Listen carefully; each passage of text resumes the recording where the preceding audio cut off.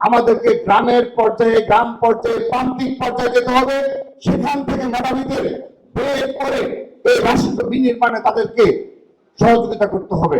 বাংলাদেশের গণতন্ত্র পুনরুদ্ধার আগ পর্যন্ত ছাত্রদল রাজপথে থাকবে সেই প্রতিজ্ঞা করছি।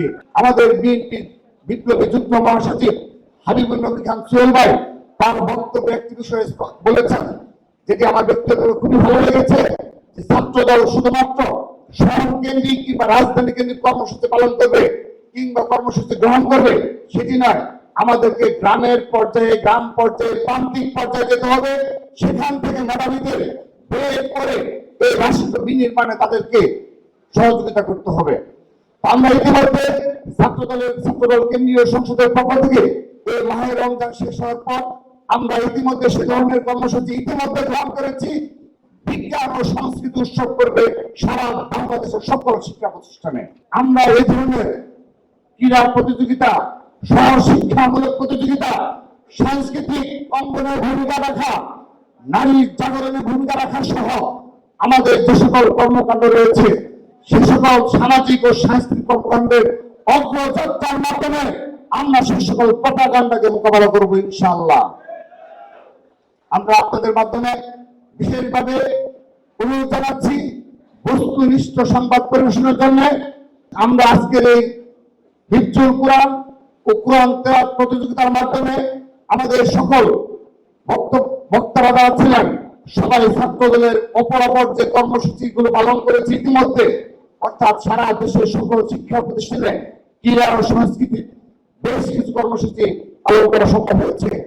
কিন্তু আমরা বাংলাদেশ জাতীয়তাবাদী ছাত্রদল একটি কথা স্পষ্টভাবে বলতে চাই, আমরা কখনো এই রাষ্ট্র বিনির্মাণে বিগত সময়ে আমাদের যারা শহীদ হয়েছে, রক্ত দিয়েছে, জীবন দিয়েছে, যে উদ্দেশ্যে গণতন্ত্র পুনরুদ্ধারে, সেই কথাটি আমরা ভুলে যাব না।